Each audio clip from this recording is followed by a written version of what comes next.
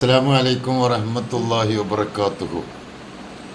ഭർത്താക്കന്മാരെ വേദനിപ്പിക്കുന്ന ഭാര്യമാരെ കുറിച്ച് വീഡിയോ ചെയ്തപ്പോൾ ഒരുപാട് കമൻറ്റുകൾ അത് അനുഭവിച്ചു കൊണ്ടിരിക്കുന്ന ആളുകളെ കുറിച്ചൊക്കെ പറയുമ്പോൾ നമ്മളും അത്ര നിസ്സാരക്കാരല്ലെന്ന് മനസ്സിലാക്കാൻ നമുക്ക് കഴിയണം.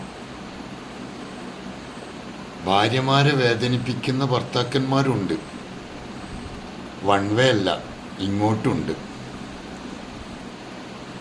ഒരുപാട് ഭാര്യമാർ ഭർത്താക്കന്മാരെ കൊണ്ട് വേദനിച്ച് ജീവിക്കുന്നവരുണ്ട്. അതും മനസ്സിലാക്കണം. രണ്ട് സെറ്റപ്പാണ്. മെയിൽ സൈക്കോളജിയും ഫീമെയിൽ സൈക്കോളജിയും രണ്ടും രണ്ടാണ്. ചില ഭാര്യമാരെ കുറിച്ചിടത്തോളം, ചില എന്നല്ല, ഏതാണ്ട്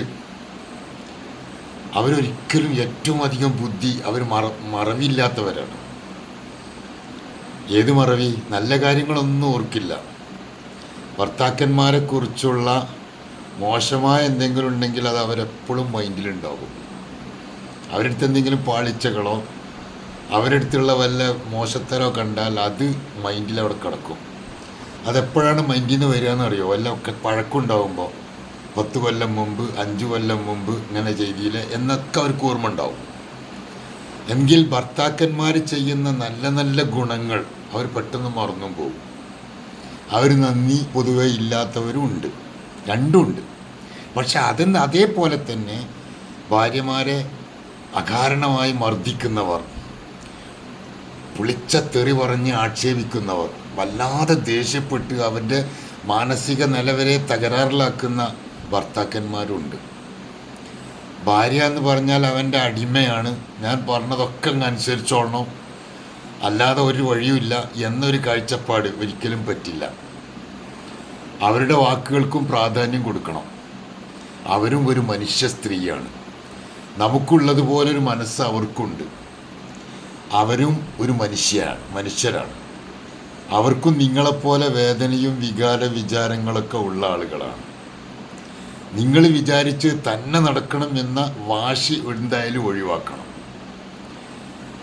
അവർ പറയുന്നത് അംഗീകരിക്കാൻ കഴിയില്ലെങ്കിൽ അതിന് തർക്കിക്കല്ല വേണ്ടത്, ദേഷ്യപ്പെടല്ല വേണ്ടത്.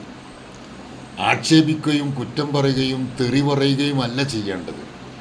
മറിച്ച് അത് നിശബ്ദമായി കേൾക്കുകയും പരിഹാരം കാണാമെന്ന് പറഞ്ഞ് തന്ത്രപരമായി സ്നേഹത്തോടെ അതങ്ങ് ഉപേക്ഷിച്ച് കളയാണ് വേണ്ടത്.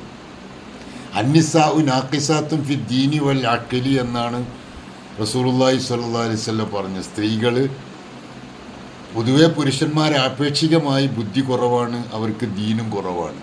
ദീന് കുറവാന്ന് പറഞ്ഞാൽ അവർ 5 വഖ്ത് നിസ്കാരം എല്ലാ മാസത്തിലും കൃത്യമായി നിർവഹിക്കാൻ അവർക്ക് കഴിയില്ല, നോമ്പ് നോൽക്കാൻ കഴിയില്ല.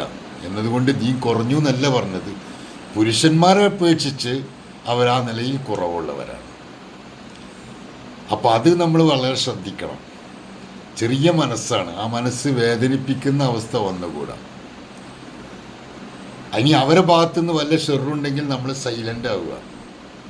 അവരെന്തെങ്കിലും പറയുമ്പോഴേക്ക് നമ്മൾ എടുത്തു ചാടുന്നത് ഒഴിവാക്കിയിട്ട് സൈലൻ്റായി നിൽക്കുക. മിണ്ടാണ്ടിരുന്നാൽ അത് ഹൈറാണ്. എന്തേ മിണ്ടാഞ്ഞി എന്ന കുറ്റേ ഉണ്ടാവുള്ളൂ.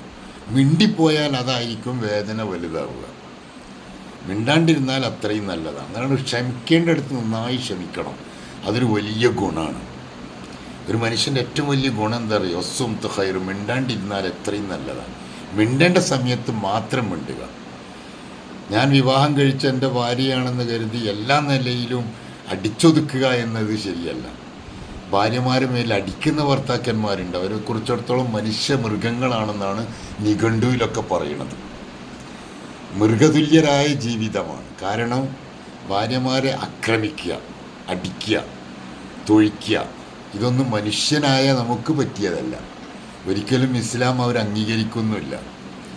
കർശനമായി അതിനെ എതിർക്കുന്നുണ്ട് ഇസ്ലാം. കാരണം ലൈഫ് എന്ന കമ്പനിയുടെ 2 പാർട്ട്ണർമാരാണ് ഭാര്യയും ഭർത്താവും. ആ ലൈഫാകുന്ന കമ്പനിയുടെ പിന്നെ പാർട്ട്ണർമാരാകുന്ന ഭാര്യയും ഭർത്താക്കന്മാരും പാർട്ട്ണർമാർ തമ്മിൽ തെറ്റിയാൽ അതിലുണ്ടാകുന്ന പ്രൊഡക്റ്റ് കേടുവരും. പ്രൊഡക്റ്റ് കേടുവന്നാൽ പിന്നെ പറഞ്ഞിട്ട് കാര്യം ഉണ്ടാവില്ല. ചെറിയ മക്കളൊക്കെ അതിങ്ങനെ കേട്ടിട്ട് അവരുടെ മനസ്സിൽ സങ്കോചങ്ങൾ ഉണ്ടാവുകയും അലയൊലികൾ ഉണ്ടാവുകയും അതുവഴി അവർ വലുതാകുമ്പോൾ മോശമായ ജീവിതവും നയിക്കും. അപ്പം പരാതിപ്പെട്ടിട്ടും വിഷമിച്ചിട്ടും കാര്യമില്ല. സഹിക്കുക, ക്ഷമിച്ചാൽ നല്ല കൂലി കിട്ടും. ഭർത്താക്കന്മാരുടെ ദുസ്വഭാവത്തിൻ്റെ മേലൊരു ഭാര്യ ക്ഷമിച്ചാൽ ഫിർഔന്റെ ഭാര്യ ആസിയാബിയുടെ പ്രതിഫലം കിട്ടുമെന്നും, ഭാര്യയുടെ ദുസ്വഭാവത്തിൻ്റെ മേലൊരു ഭർത്താവ് ക്ഷമിച്ചാൽ അയ്യൂബ് നബിയുടെ പ്രതിഫലം കിട്ടുമെന്നും റസൂലുള്ളാഹി സ്വല്ലല്ലാഹി അലൈഹി വസല്ലം പറഞ്ഞത് അതാണ്. അത്രയും അഡ്ജസ്റ്റ്മെൻറ്റ് ചെയ്ത് ശ്രമിച്ച് സഹിച്ച് മുന്നോട്ട് പോകാൻ ശ്രമിക്കുക. നമ്മുടെ പഴയ കാലത്തുള്ള പ്രശ്നങ്ങളും അവരുടെ മനസ്സിൽ മായാതെ മറയാതെ കിടക്കുന്നുണ്ട്. അതവർ റിപ്പീറ്റ് ചെയ്യണം. നമ്മൾക്ക് ചെയ്തു കൊടുത്ത ഗുണങ്ങളൊക്കെ ചിലപ്പോൾ അവർ മറന്നുപോകും. മോശമായതൊന്നും അവർ മറക്കൂല. അതങ്ങനെ റിപ്പീറ്റ് ചെയ്തുകൊണ്ടേയിരിക്കും. അതുകൊണ്ട് അത് അൺകോൺഷ്യസ് മൈൻഡിലും സബ് കോൺഷ്യസ് മൈൻഡിലും ഫിറ്റായി കിടക്കുകയാണ്. അത് റിമൂവ് ചെയ്യാൻ കഴിവിൻ്റെ പരമാവധി നമ്മൾ ശ്രമിക്കേണ്ടത് നല്ല നല്ല വാക്കുകളെ കൊണ്ടും നല്ലത് കൊണ്ടും ക്ഷമിക്കാൻ നടക്കുക, അല്ലെങ്കിൽ മിണ്ടാണ്ടിരിക്കുക, ഒതുങ്ങിക്കൂടുക. അല്ലാഹു തആല നമുക്കൊക്കെ നല്ല കുടുംബം നൽകട്ടെ.